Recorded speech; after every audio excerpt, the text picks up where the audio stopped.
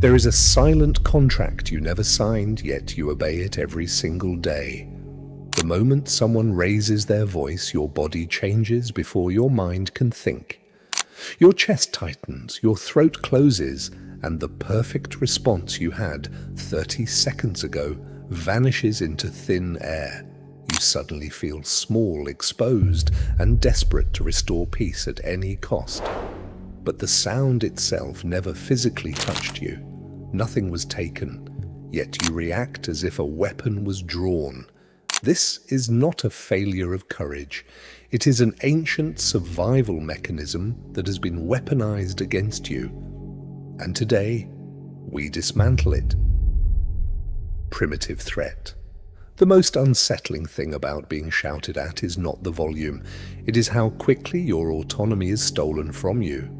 1 second, you are an adult having a reasonable exchange. The next, someone's vocal cords tighten, their volume rises, and your body behaves as if you are standing in front of a predator. Your shoulders shrug up to protect your neck. Your breathing becomes shallow, cutting off the oxygen to your prefrontal cortex. Your focus narrows entirely to the threat in front of you. Long before you can formulate an intellectual counter-argument, your nervous system has already made a decision. It has bypassed your education, your career, your social standing, and plunged you into survival mode. Most people experience this and immediately judge themselves. They walk away from a confrontation thinking, "I was weak. I should have stood up for myself. I should have been louder." But they are fighting a battle with biology they were never meant to win. Your first reaction is not a philosophical choice. It is an ancient reflex. In the wilderness of our ancestors, a sudden, aggressive roar meant an immediate physical threat. If your ancestors stopped to have a philosophical debate about the roar, they did not survive to pass on their genes. Your body is simply doing what it was designed to do: keep you alive. But there is a critical distinction between those who are consumed by this reflex and those who remain standing.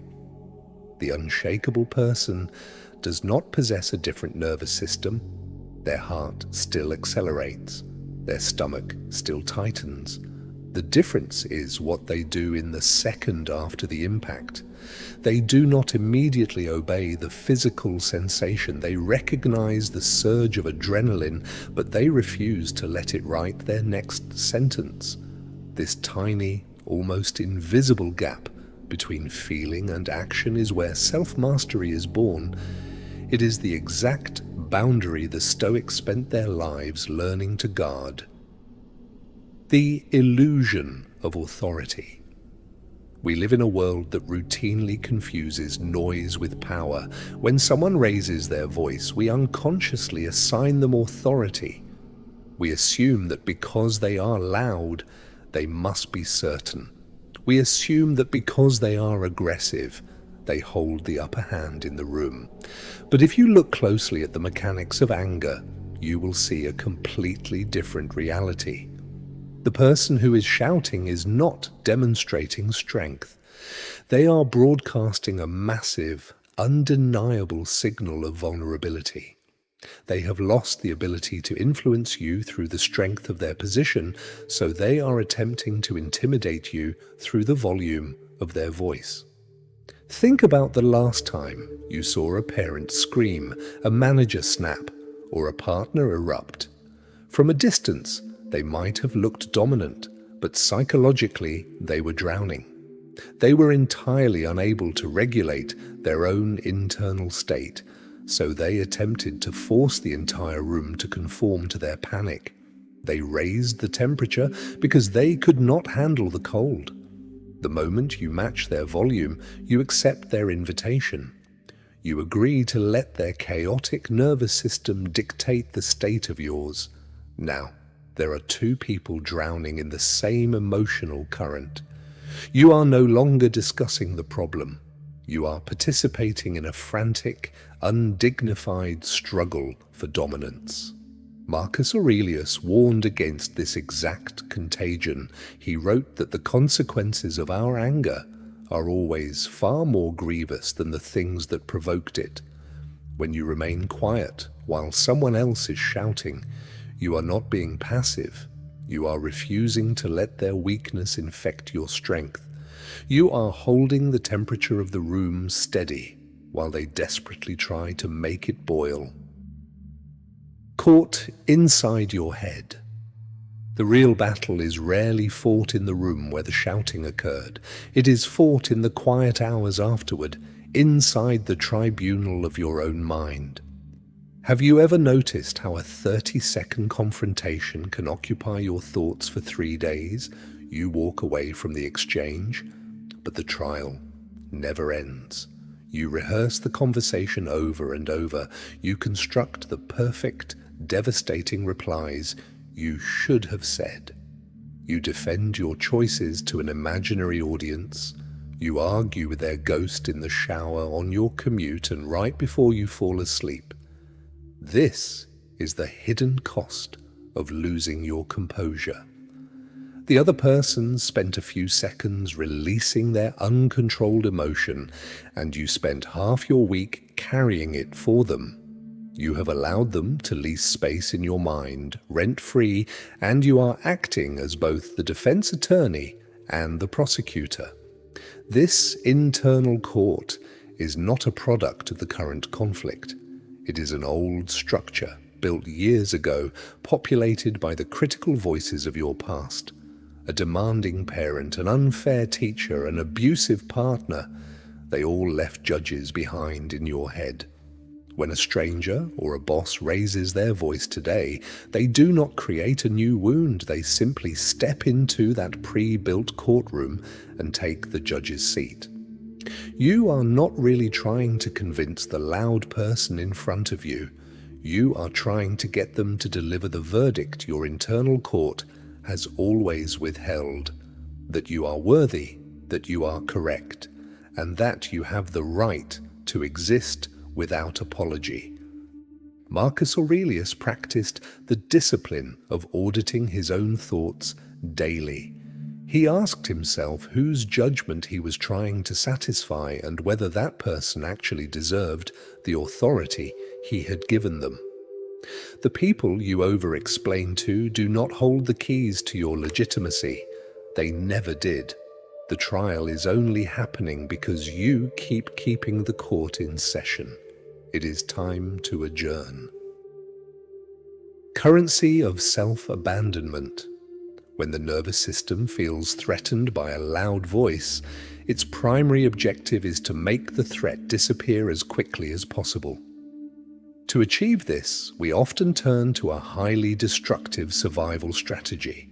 We buy temporary safety with self-abandonment. You start talking faster. You offer excuses they did not ask for. You explain your intentions, your background, your reasoning. You apologize for things you did not do, and you agree to terms you do not believe in. You laugh nervously, nod along, and shrink your presence until you are almost invisible. You tell yourself, this is politeness. You tell yourself it is conflict resolution, but it is not. It is a slow, systematic surrender of your own boundaries. Every time you over-explain a decision that was yours to make, you are presenting a built-in apology for your choices. You are acting as though your life requires subtitles just to be tolerated by those around you. The person shouting at you may not realize it, but they have just discovered your price. They have learned that if they increase their emotional intensity, you will surrender your position to restore the peace. You are training them to disrespect you because you are rewarding their aggression with your compliance.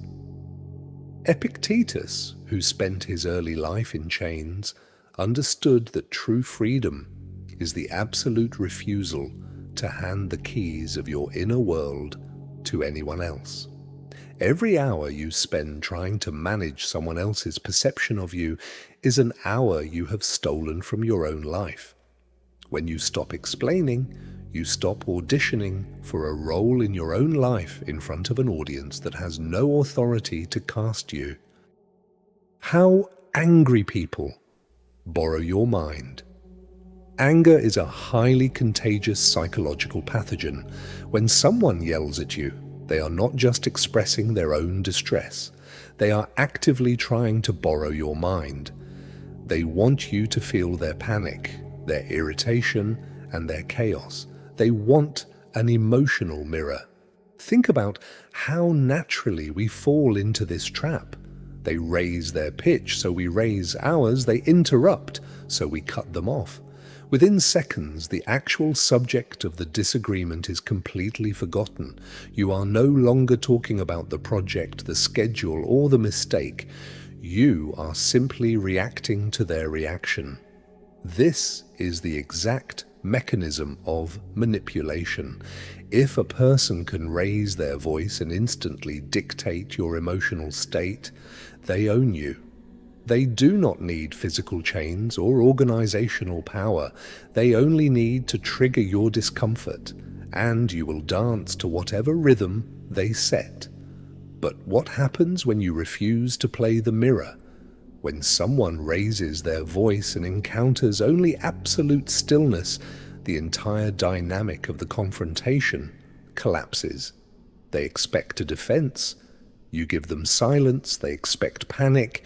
You give them an intentional pause. They expect excuses. You give them a slow, measured sentence. This composure is not passive. It is a massive disruption of their pattern. When you refuse to participate in their escalation, their anger has nowhere to go. It remains entirely theirs. The emotional temperature of the room stops belonging to the loudest voice and begins to belong to the calmest mind. Myth of passive endurance. There is a dangerous misconception that Stoicism is the practice of becoming a silent, convenient punching bag. People imagine the Stoic as someone who sits quietly while they are insulted, smiled at while they are exploited, and entirely indifferent to their own safety. But that is not philosophy. That is simply fear dressed up as virtue. Stoicism never asked you to tolerate abuse. Seneca wrote extensively about anger, but he also wrote about the absolute necessity of justice and self-defense. The difference between a Stoic and a passive target is not their action, it is the source of their action. A passive person stays quiet because they are terrified of conflict. They endure the shouting because they believe they have no other choice. A Stoic remains calm because they have mastered their emotional response, which allows them to choose the most effective action available. If someone is shouting at you in a way that is abusive, unprofessional, or dangerous, the strongest response is not to debate them. The strongest response is to draw a line. A Stoic can say calmly and without an ounce of drama, "I will not continue this conversation while you are speaking to me at this volume." And then they walk away. They do not walk away in a huff. They do not slam the door to get a reaction. They leave because they respect their own time and attention too much to waste them on someone else's tantrum. They are not trying to punish the other person. They are simply enforcing a boundary. True boundaries do not require you to raise your voice. They only require you to mean what you say. Dignity beyond volume. The deepest shift occurs when you realize that you do not need to feel powerful to act with strength. Your heart may still beat faster when someone shouts. Your hands may shake. Your face may turn hot. Let it happen. You do not need to win an argument with your own biology. Your body's reaction is just weather. It is not your identity. Self-mastery does not mean the complete absence of fear or anger. It means the refusal to let those feelings become the authors of your behavior. You can feel the urge to run, the urge to scream, or the urge to over-explain. And you can still choose to take a slow breath, look the other person in the eye, and speak at your own pace. The person shouting at you can control the volume in the physical room. They can make the air vibrate, but they cannot command the voice inside your head unless you hand them the microphone. In the end, the battle was never between you and the loud person. It was between the part of you that wanted to react immediately out of fear and the part of you that wanted to remain free. The next time the noise around you rises, do not ask how to make them quiet. Ask yourself who you are going to be while they are losing control. If this perspective brought clarity to your silence, let us know. Leave a comment below with the phrase, "I am the author." It tells us that you are ready to stop letting other people's volume write your script. Like the video, share it with someone who is tired of shrinking, and subscribe to Stoic Herology. The loudest voice is almost always the weakest. The most dangerous man is the one who remains standing, completely silent, waiting for the noise to clear.